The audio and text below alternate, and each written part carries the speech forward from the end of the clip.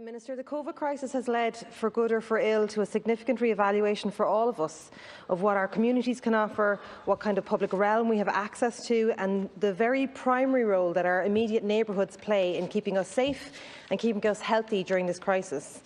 Local authorities have a vital role here. It is they who now shoulder a huge responsibility to make space for people, to prioritise public health in the public realm, and to do so in a way that is universally accessible for every single person.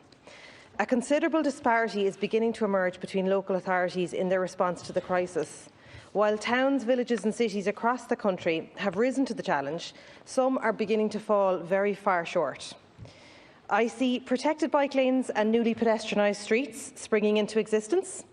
I see traffic speeds limited to 30 kilometres per hour under my own Dublin City Council.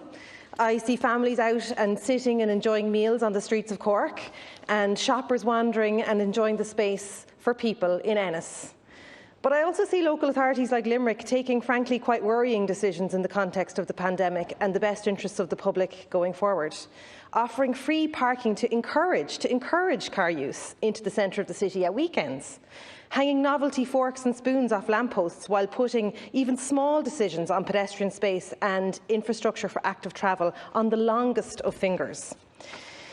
Minister, here's what we know.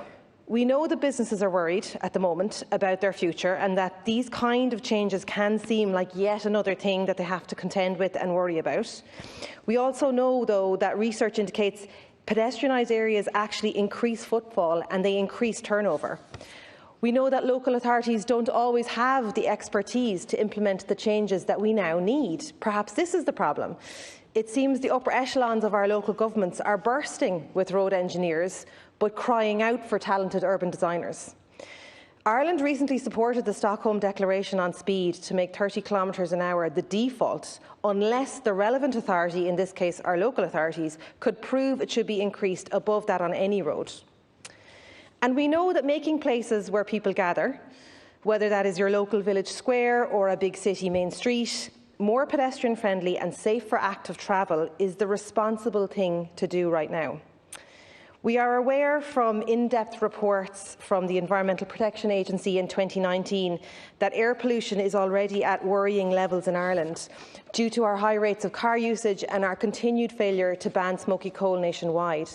Given that, and in light of the recent spike in pedestrian deaths, prioritising people, not cars, on some streets, in some public places, is not in reality a lot to ask for.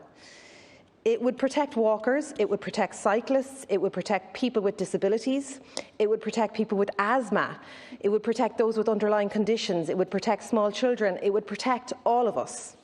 COVID has delivered us into a new world. It's not necessarily a world that we would have looked for, but there are some challenges facing us that we may be able to transform into opportunities if we're brave, if we're steadfast, and if we plan well now, and if we put people first. Minister, I would like to ask what plans the Department of Local Government have put in place or can put in place to develop and issue guidelines to local authorities as a matter of urgency on the best practice implementation of pedestrian and active travel measures in relation to the COVID-19 pandemic. And in relation to future transport strategies and to future planning decisions, what are the plans to address public health requirements in our villages, towns and urban areas for increased space in the public realm in a post-COVID world? Thank you, Deputy Minister. Thank you, Count Corla. I would like to thank Deputy Horrigan for raising this matter and have the opportunity to highlight the importance of active models of travel and the public realm now more than ever in the light of what we know about the COVID-19 pandemic. It is vital to ensure that timely and appropriate measures are put in place that will support public health advice and best practice in response to the pandemic, including social or physical distancing. On the 22nd of June, my department, working in collaboration with the Department of Transport, Tourism and Sport, issued a circular to local and regional authorities, alerting them to updated advice in response to the COVID-19 pandemic. The Design Manual for Urban Roads and Streets, DMURS, which was jointly launched by the Minister of Transport, Tourism and Sport and for Environment, Community and Local Government in 2013, was updated on the 23rd of June 2020 with an interim advice note. The interim advice note supports the Department of Tourism, Transport and Sport announcement of funding to deliver improved walking and cycling infrastructure across the country in response to the COVID-19 pandemic, and supplements correspondence from the NTA on the 22nd of May offering technical and financial assistance to the 31 local authorities. The interim advice note highlights a range of practical measures that can be quickly implemented to address challenges posed by the pandemic, and in particular the immediate steps toward ensuring a city, town and village centre and other areas where pedestrians may converge can provide an environment that is safe and welcoming in support of communities and the reopening of business. The advice note encourages local authorities to engage with local stakeholders and communities to monitor, test and adapt schemes over the months ahead to address the issues that may arise. To date, 19 local authorities have engaged with the NTA on various COVID measures, resulting in 13 formal applications requesting approximately $7 million from the Department of Transport, Tourism and Sport. The NTA is working with all cities to develop a COVID mobility framework which sets out the plans to provide widened footpaths, temporary protected cycle facilities, including new contra-flow routes, revised bus routings and bus priority measures, and enhanced pedestrian priority zones. The impact of the COVID-19 pandemic is likely to be felt for some time, and the support provided acknowledges the many challenges that authorities face to ensure that streets and transport networks can safely operate. I understand that a number of local authorities are working closely with the NTA and have issued or are in the process of developing temporary transport and mobility plans, and have set up teams to oversee their implementation. I would encourage all local authorities to develop mobility plans as an immediate response to the COVID-19 pandemic. The Deputy may be aware that Dublin City Council have published such a plan, which is quite comprehensive, and the scale of ambition contained within it may be replicated across other cities and towns, of course factoring in local scale and context. A positive outcome of current circumstances is that there is now a unique opportunity for all local authorities to assess how urban spaces are currently being utilised and how various improvements can be made to better support local communities and businesses, not only to deal with issues arising from current restrictions, but that could also have longer-term beneficial impact for everyone that uses our cities, towns and villages. I would therefore call on all local authorities to take full advantage of the NTA offer of assistance, which, along with their own local expertise, will contribute to the development of the unique solutions required to maintain our way of life and deliver a safer and more sustainable urban environment. It is also acknowledged that the broader policy context will inform and guide us through as we endeavour to address the emerging consequences of COVID-19.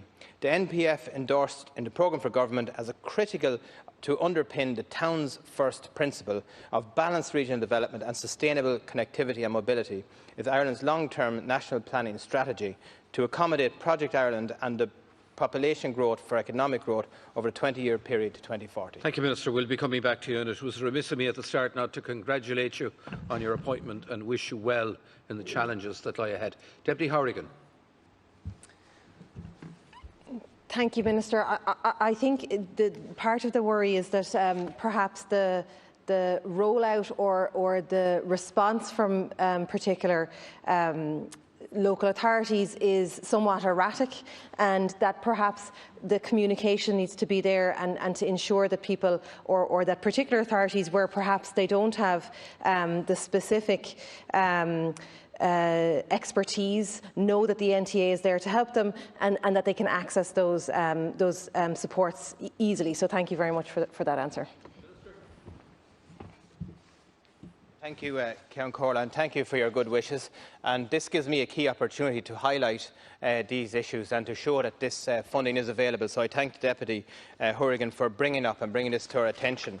And also in terms of the funding stream, there is a funding stream within the Department of Transport, Tourism and Sport that the COVID mobility framework can be drawn down from.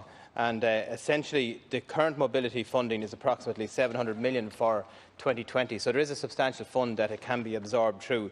So I would encourage all the 31 local authorities to access this funding and to think outside the box in terms of what can be available to respond to this challenge, which is a huge challenge for business as well. I think we all have to acknowledge that we change in terms of the way we live, the way we go about our daily lives, and that we can get easy wins in terms of taking advantage of these challenges, and also in terms of embracing our national planning framework, which is obviously the roadmap for how our towns, villages are going to be developed over the next number of years, right up to 2040, and how our population is going to be spread through our Towns First initiative. So there's huge advantages here, and I thank the Deputy again for bringing up the topical issue. Thank you very much, Minister.